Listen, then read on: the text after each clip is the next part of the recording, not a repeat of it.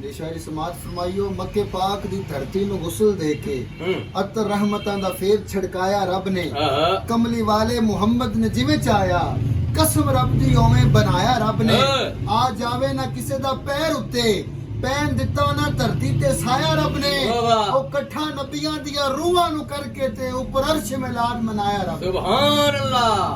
ज़हरा दा बाबा धरती ते आया है तायूं रल के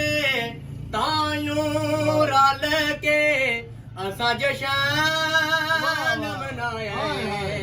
ज़हरा दा बाबा धरती ते आया है जिबरील लाए उदया के झंडे मावा नु मोला पुत्र वंडे मीलाद इंजदा अल्लाह मनाए। ज़हरा दा बाबा धरती ते आया